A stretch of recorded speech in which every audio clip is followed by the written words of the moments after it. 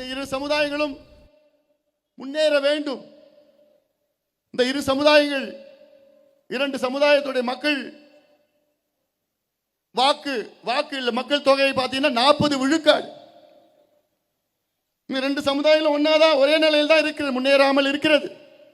இந்த இரண்டு சமுதாயத்திற்கும் சமூக நீதி வேண்டும், படிப்பு வேணும், வேலை வாய்ப்பு வேண்டும், முன்னேற்றம் வேண்டும்.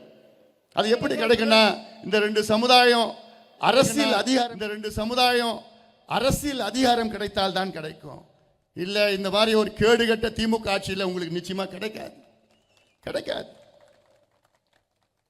அரூர்ல நான் பட்டியலிட்டேன், நான் அமைச்சர் பதவி கொடுத்தோம், இடஒதுக்கீடு. நான் அமைச்சராக நேரத்தில் பட்டியலின மக்களுக்கு முதலாக அந்த ஆல் இண்டியா மெடிக்கல்ல நான் இடஒதுக்கீடு நான் எழுதி கொடுத்து, நான் கையெழுத்து போட்டு நான் கொடுத்தேன்.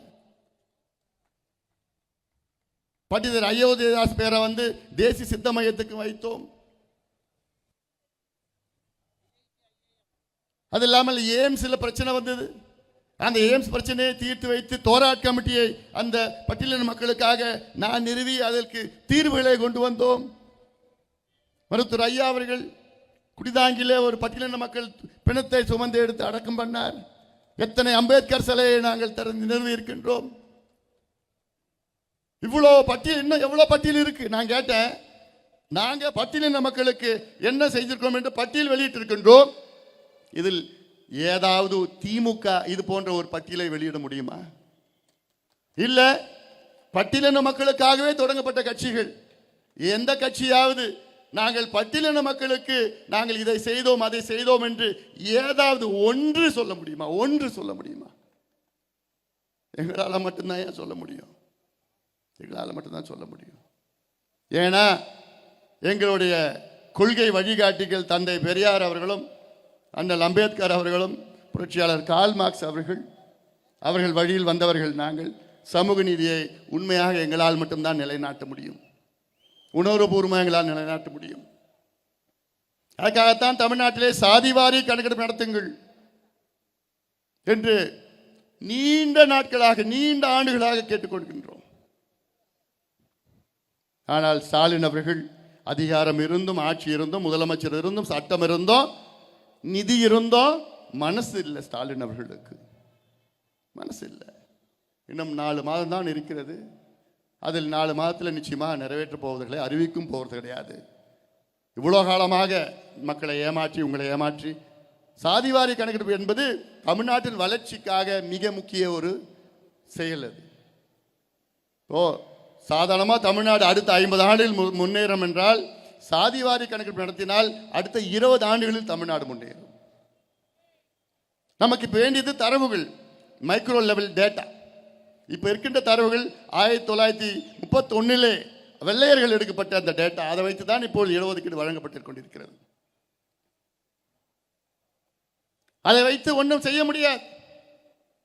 அது மட்டுமல்ல, உச்சநீதிமன்றத்திலே ஒரு வழக்கு இருக்கிறது. 69 விழுக்காடு தமிழ்நாட்டில் கிடைக்கின்ற 69 விழுக்காடு இடஒதுக்கீட்டை ரத்து செய்ய வேண்டும் என்ற வழக்கு. அந்த வழக்கிற்காகவாவது தமிழ்நாட்டிலே 69 விழுக்காட்டிற்கு மேல் எஸ்சி, எஸ்டி, பிசி, எம்பிசி இருக்கின்றார்கள் என்று நிரூபித்தால் தமிழ்நாட்டில் 69 விழுக்காடு இடஒதுக்கீடு பாதுகாக்கப்படும். இல்லையே அதை ரத்து செய்யப்படும். இவ்வளோ பாதிப்புகள் இருக்கிறது. ஆனால் ஸ்டாலின் அவர்களுக்கு அதை பற்றி எந்த அக்கறையும் இல்லை, எந்த கவலையும் இல்லை.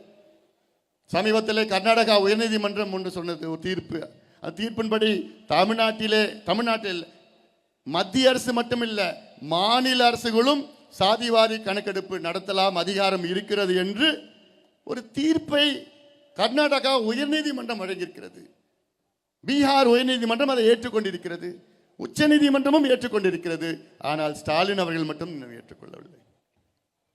இன்னைக்கும் கேட்டா எங்களுக்கு அதிகாரம் இல்லை, மத்திய அரசு தான் எடுக்கணும். எவ்வளோ பெரிய ஒரு ஏமாற்று வேலை, எவ்வளோ பெரிய ஒரு சமூக நீதியின் துரோகி ஸ்டாலின் அவர்கள். திமுகவும் கணக்கெடுப்பு நடத்தினா தமிழ்நாட்டில் எந்தெந்த சமுதாயத்துக்கு கிடைக்கலையோ அந்த சமுதாயத்திற்கு கொடுக்கப்படும், கிடைக்கும். இப்போ நான் முதலமைச்சராக இருந்தேன்னா நான் முதல்ல என்ன பண்ணுவேன்? 5 ஆண்டு காலத்தில் முதல் 2 மாதம் தமிழ்நாட்டில் உள்ள அத்தனை மக்களும் எந்த நிலையில் இருக்கின்றார்கள் என்று நான் கணக்கெடுப்பு நடத்துவேன். 8 கோடி மக்கள் இருக்கின்றார்கள், 2 கோடி குடும்பம் இருக்கிறது. அந்த 2 கோடி குடும்பமும் என்ன நிலையில் இருக்கின்றார்கள், கணக்கெடுப்பு முதல் 2 மாதத்துல நடத்துவேன். நடத்தி, அதாவது எப்படின்னா, கணக்கெடுப்பு என்றால் ஒரு வீட்டுக்கு போகணும். 2 கோடி வீடு இருக்குன்னா 2 கோடி வீட்டுக்கும் 3 லட்சம் அரசு ஊழியர்கள், 2 மாதம் 500 கோடி செலவாகும். டேட்டா, மைக்ரோ லெவல் டேட்டா கம்ப்யூட்டர்ல ஸ்டோர் பண்ணிக்கலாம்.